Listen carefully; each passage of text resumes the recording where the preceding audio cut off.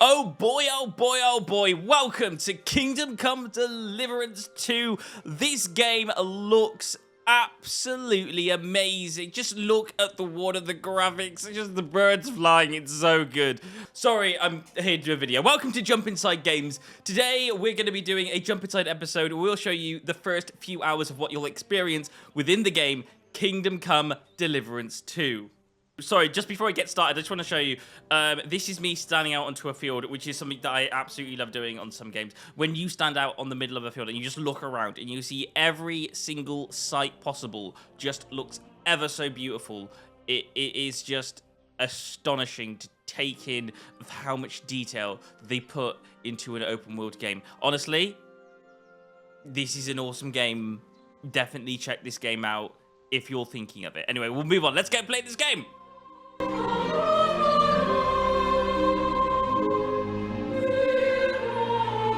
So the game starts out in 1403 in the middle of a battle. You start out in this game playing as a character called Godwin! Who's your weapon? Sir Hans gives you a crossbow to defend off against the people that are trying to attack the castle. At this stage, you might be thinking, where the heck is Henry? Well, we don't actually know where Henry is at this point in the game. All we know is that there's loads of people that are trying to attack a castle, and we have to defend it. Already, I love this beginning part of the game, as it already lets you know the type of weapons and type of setting that you'll be in as you play this game. At the end of this, Capon gets shot, as he says, "We're only supposed to deliver a message to Trotsky." Which sets us to this title sequence and takes us back 7 weeks before this particular event, where we're currently delivering a message to Trotsky. Audentes fortuna juvat! I'm sorry, what does that mean? Audentes fortuna juvat. Fortune favors the brave. And what's our mission again? All we have to do is deliver a letter to Lord Otto von Bergov and ride back again. Doesn't take much bravery. And I absolutely love bits like this within the game, where you're just riding up a hill, and then all of a sudden, look at that for a cinematic. It looks absolutely beautiful. How well designed is this for a video game? That looks stunning. Absolutely stunning. My word. That is fucking impressive. So the next part of this game, you'll have to get used to riding on your mount. And as you're riding on your mount, you'll also get used to this new dialogue option that they've allowed you to do while riding on your horse. Then you'll be introduced to another band of people riding on their horses. In this part of the game, you'll be introduced to your speech and dialogue options that you can use to talk to them. Halt! What are you after here? Now, I'm not going to say everything that he talks about because I want to leave that for you for when you play the game. What I'm going to do for you is explain some of the stuff that you actually get to choose. So, for example, when you reply, you get to choose either different options. So you get to choose things like speech, charisma, or might, coercion, domination, dread. There's a lot of different things that you can use to reply with. And each of these represents a point that you have in that particular ability. And then you have 3 different options. You have speech, which is as an envoy, we're often an alliance, or we have charisma, which is do we really like bandits to you, or we also have might, which is as soldiers, we can help you with the bandits. We want to negotiate an alliance, and we can help you with those bandits.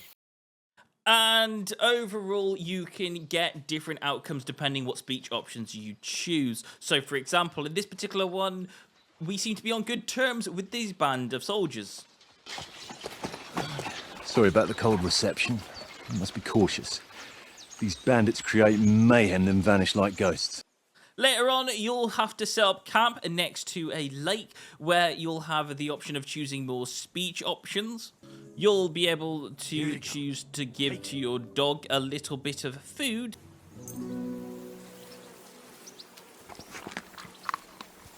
And you'll also have the option of playing dice with a gambler as well, where you try to ring a ring. This particular dice game is quite fun to do. I've played this quite a lot in the previous game, and it's just the same as it is in this game as well. If you're not quite sure, I give you a full tutorial of actually how to play it. I actually got used to this very quickly and actually ended up winning on my 3rd game. Damn your eyes. You played well. What's to be done? A bet is a bet. Here's your ring. And then you'll have to get used to the main menu, and the main menu is pretty much what it was in the previous game. However, there are a few more features inside this. But you've got pretty much M to open up map, J to open up journal, I to open up inventory, and P to open player information, and N for codex. I like this little tool here where at the bottom you can actually switch between armed, kind of armed, and your more civilian type outfits. So you can actually choose between 3 different sets of outfits on the fly automatically. I really like this feature. I also love loads of other things in this game that are like just there's more stuff added, but they haven't changed the core of how this actually feels. I really love this game, especially what they've done to the menu. I think that's a very important thing to do. Keep the menu the same as the previous, just add more stuff and make it more slightly unique. And then you'll be introduced to the combat section of this game where it'll teach you how to do some basic sword fighting, which is really nice because it does it in such a way where you learn your sword fighting and skills, especially if you're a new player to the game, and you get to do it within the story itself. So it doesn't feel like it's a proper tutorial. It feels like it's just generally something part of the game. It's something that you can do. And to be honest with you, I think they've done this part very well. It feels like you're being trained in the game as well as being introduced to it at the same time. And just going back to the dialogue options again, and another reason why I also love it is because sometimes you go in depth into a dialogue option and you have to choose a different option, and then sometimes it's a quicker thing and you have to choose something that appears on the right side of your screen. So for example, like a wager, you might just have 3 different options for that, and it's nice and quick. 100? How about 200? Are you feeling confident or not? Also, if you played the previous game, there'll be different choices at the beginning part of this where you get to choose things that you did within the previous game. For example, whether you had Teresa as your girlfriend or not during that game. Now, Hans plays as a character who always wants to chase after women and all that kind of stuff. And basically, Henry is kind of his bodyguard within this beginning part of this game. So there are points in this game where Hans just acts super weird. What's the matter? Females! Let's go to them. So you follow him and you go through this kind of lakey river thing. You have to stay down and keep quiet using crouch, and it kind of teaches you a little bit of how stealth works. And you get to do things like chuck stones inside a pond to distract other people. It's just a nice thing to get used to again, where you get used to staying down, staying hidden, not getting spotted, and also at the same time distracting people. Following this, you get attacked by bandits, or at least your camp does, while you have to hide in the lake. I say hide in the lake, Henry gets a little bit loud. Hey! What the fuck are you doing? Hey! Hands off her, you brute!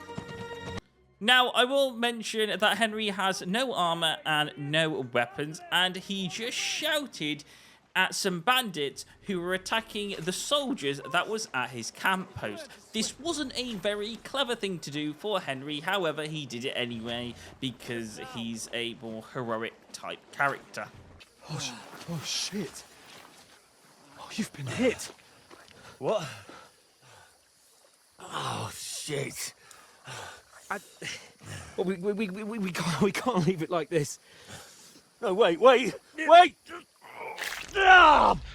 As you proceed after the lake, you will learn a more stealth skills, which is basically keep down and not get spotted as you follow Sir Hans Capon through the forest and rocks. They're everywhere.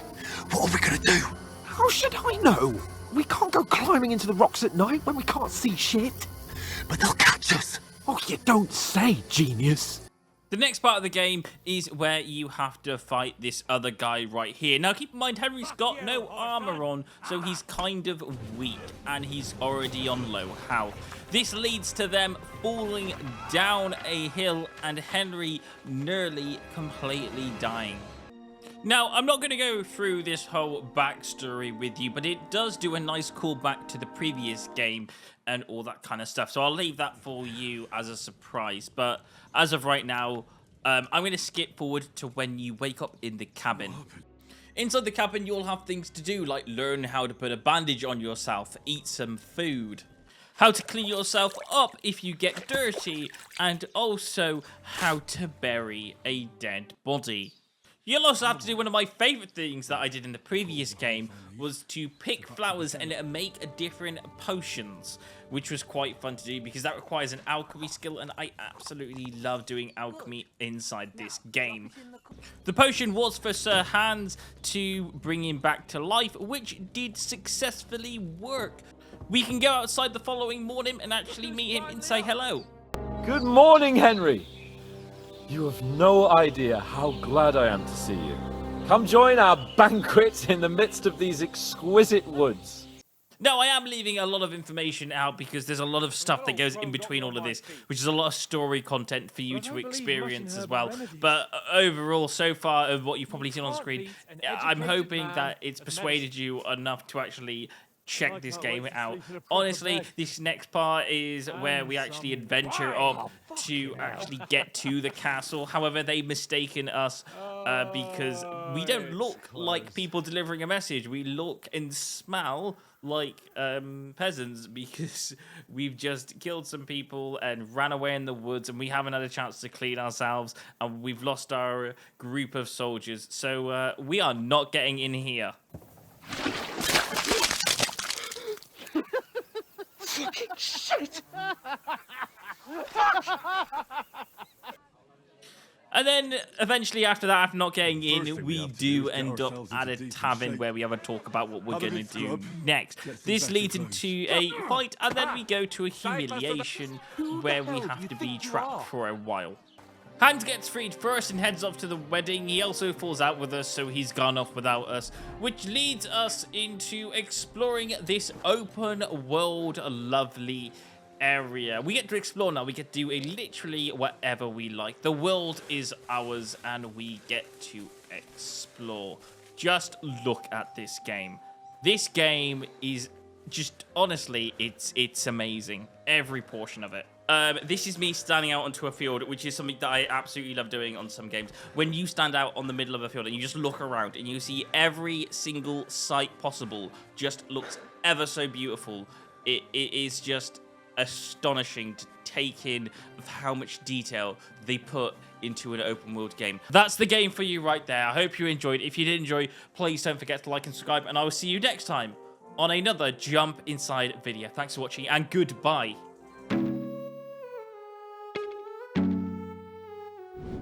Hey, thank you so much for watching, and I really hope you enjoyed the video. If you did enjoy the video, then please don't forget to consider to like and subscribe to the channel. Thank you so much for watching, and I will see you on another Jump Inside video.